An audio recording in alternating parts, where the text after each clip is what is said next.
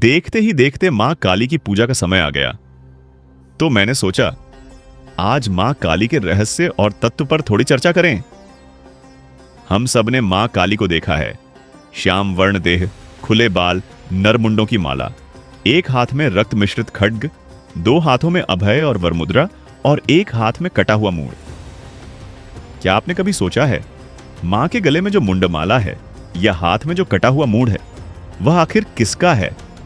शायद सुनकर थोड़ा डर लगे, लेकिन मां के गले की माला के वे मूंड या उनके हाथ का वह कटा मूंड आपका ही है। हां, सही सुना आपने। वीडियो के अंत तक बने रहिए, सब समझ में आ जाएगा।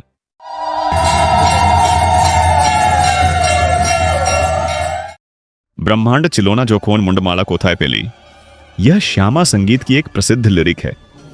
क्या आप जानते हैं इसका अर्थ क्या है? इसका अर्थ है जब ब्रह्मांड ही नहीं था तब मुंडमाला कहां से मिली। बात तो सही है। असल में मां के गले का प्रत्येक मूंड वास्तव में एक एक अक्षर अर्थात वर्ण का प्रतीक है। यहां वर्ण का मतलब जाति, मतलब ब्राह्मण, क्षत्रिय, वैश्य या शूद्र की बात नहीं हो रही है। यहां वर्ण का अर्थ है अ, आ, क, ख, ग, घ अर्थात स्वर वर्ण एंड व्यंजन वर्ण, जिनके माध्यम से हम बोलते हैं, लिखते हैं, सोचते हैं और ज्ञान अर्जित करते हैं। हमारे धर्म में सर्वोच्च ज्ञान है ब्रह्म ज्ञान, और ब्रह्म ज्ञान को जानने के लिए पहले इन वर्णों को जानना आवश्यक है। यदि आप भाषा नहीं जानते, अक्षर नहीं पहचानते, तो आप किसी भी प्रकार का ज्ञान प्राप्त नहीं कर सकते। अर्थात ये वर्ण ही समस्त ज्ञान की मूल जड़ है, और उस ज्ञान स्वरूप देवी ने इन वर्णों को मुंडमाला के रूप में धारण किया है, क्योंकि देवी स्वयं ब्रह्म ज्ञान की स्वरूपा है। जैसे हम किसी धागे में फूल या मोती की माला बनाते हैं, ठीक वैसे ही मां काली ने ब्रह्म ज्ञान के प्रतीक रूप में इन अक्षरों को मुंडमाला के रूप में धारण किया हुआ है। दूसरा पॉइंट ऑफ व्यू यह है, वो मां जो मुंडमाला धारण किए हुए हैं वह वास्तव में युद्ध क्षेत्र में युद्ध करने आए असुरों के मूंड हैं। लेकिन यह युद्ध क्षेत्र आखिर है कहां? यह युद्ध क्षेत्र वास्तव में हमारे मन के भीतर है। जब आप मां काली को अपने हृदय में स्थापित करते हैं, तब आपके भीतर छिपे काम, क्रोध, लोभ, ईर्ष्या जैसे असुरों से मां काली का युद्ध आरंभ होता है।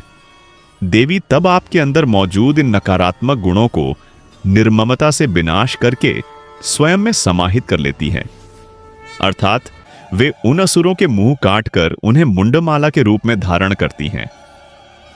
इस प्रकार मां काली हमारे भीतर की सभी अशुभ शक्तियों का संहार करती हैं। तीसरे दृष्टिकोण से देखा जाए तो मां काली की मुंडमाला वास्तव में निरंतर जन्म और मृत्यु के चक्र का प्रतीक है। काली का अर्थ है काल अर्थात समय। जैसे समय सब कुछ निगल जाता है, वैसे ही देवी काली भी समस्त सृष्टि को अपने भीतर समाहित कर लेती हैं। वे मूड वास्तव में हमारे बार बार जन्म लेने के प्रतीक हैं। गीता में श्री कृष्ण ने कहा है, देह की मृत्यु होती है, आत्मा की नहीं। अर्थात आत्मा बार बार नए शरीर को धारण करती है। हर बार जब आत्मा नया शरीर लेती है तो समय के प्रवाह में वह शरीर नष्ट हो जाता है। और इस प्रकार मां काली जो स्वयं समय रूपा है, सब कुछ को अपने भीतर समेट लेती हैं। लेकिन यह जन्म और मृत्यु का चक्र केवल मनुष्य तक सीमित नहीं है, यह संपूर्ण ब्रह्मांड पर भी लागू होता है।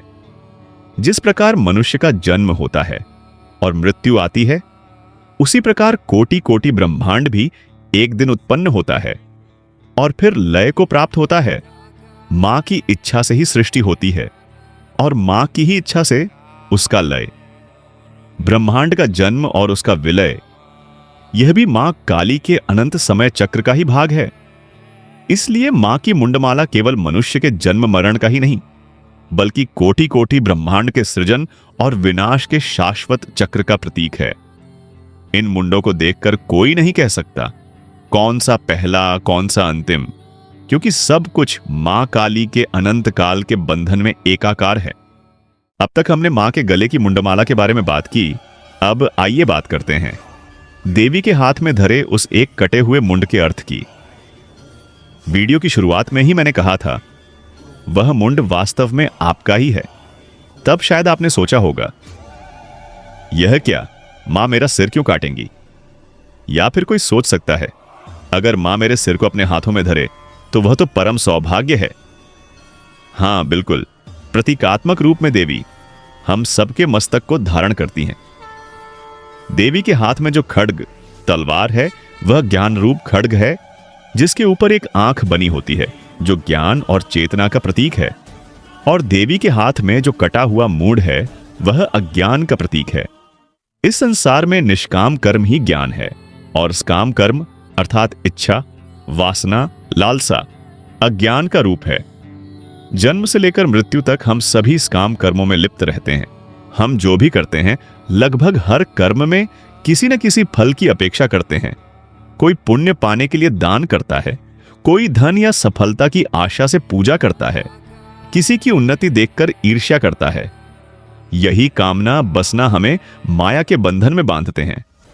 जब साधक मां काली का आह्वान करता है तब देवी अपने ज्ञान रूपी खड्ग से साधक की इन कामनाओं और वासनाओं का संहार करती हैं और उसे इस माया के जाल से मुक्त कर देती हैं।